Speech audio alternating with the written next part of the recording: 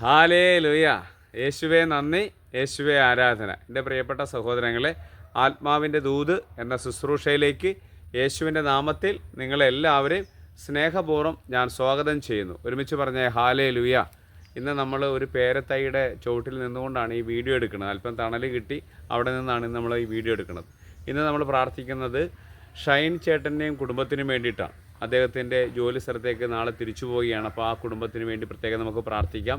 അതോടൊപ്പം തന്നെ റോയ് ചേട്ടൻ്റെ കുടുംബത്തിന് വേണ്ടി നമുക്ക് പ്രാർത്ഥിക്കാം. റോയ് ചേട്ടൻ്റെ പുതിയ ബിസിനസ് സംരംഭങ്ങൾ വിജയിക്കുവാനും മൂത്ത മകൻ്റെ വിവാഹം നല്ല രീതിയിലൊക്കെ നടക്കുവാനുള്ള സാഹചര്യങ്ങളെല്ലാം ദൈവം ഒരുക്കട്ടെ. ഈ രണ്ട് കുടുംബങ്ങളോട് ചേർന്ന് നമ്മുടെ എല്ലാവരുടെയും പൊതുവായ നിയോഗങ്ങൾ സമർപ്പിച്ച് നമുക്ക് ഒരുമിച്ച് പ്രാർത്ഥിക്കാം.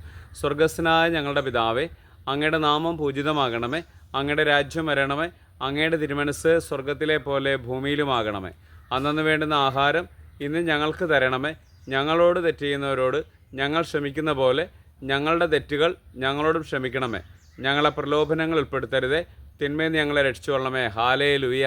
യേശുവേ നന്ദി, യേശുവേ ആരാധന. എൻ്റെ പ്രിയപ്പെട്ട സഹോദരങ്ങളെ, ഇന്ന് നമ്മൾ ധ്യാനിക്കുന്ന വചനഭാഗം വിശുദ്ധ ലൂക്കായുടെ സുവിശേഷം 8-ാം അധ്യായം 17-ാം തിരുവചനം. മറഞ്ഞിരിക്കുന്നതൊന്നും വെളിപ്പെടാതിരിക്കുകയില്ല, അറിയപ്പെടാതെയും വെളിച്ചത്ത് വരാതിരിക്കുന്ന രഹസ്യവുമില്ല. ഹാലേലൂയ.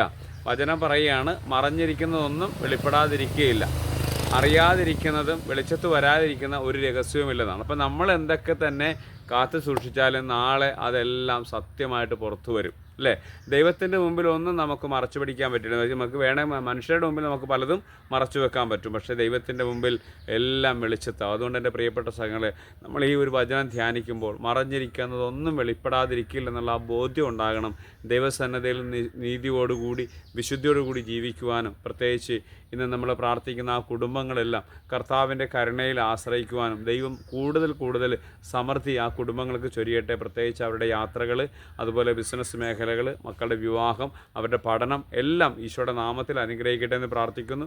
അതോടൊപ്പം നിങ്ങളെല്ലാവരെയും, നിങ്ങളുടെ പൊതുവായ നിയമങ്ങളെല്ലാം ഈശോയുടെ വലിയ കരുണയിലും അനുഗ്രഹത്തിലും ഉണ്ടായിരിക്കട്ടെ എന്ന് പ്രാർത്ഥിക്കുന്നു. ഏതെങ്കിലും പ്രയാസങ്ങൾ നിങ്ങളുടെ കുടുംബങ്ങൾ അനുഭവിക്കുന്നുണ്ട്, ഈ നിമിഷം കർത്താവെ വലിയ കരുണ ഈ കുടുംബത്തിലേക്ക് ചൊരിയണമേ. ഇത് കാണുന്നവർ അവരുടെ നിയോഗങ്ങളെല്ലാം യേശുവിൻ്റെ നാമത്തിൽ അനുഗ്രഹിക്കട്ടെ എന്ന് പരിശുദ്ധ അമ്മ വഴി ഈശോയോട് പ്രാർത്ഥിക്കുന്നു.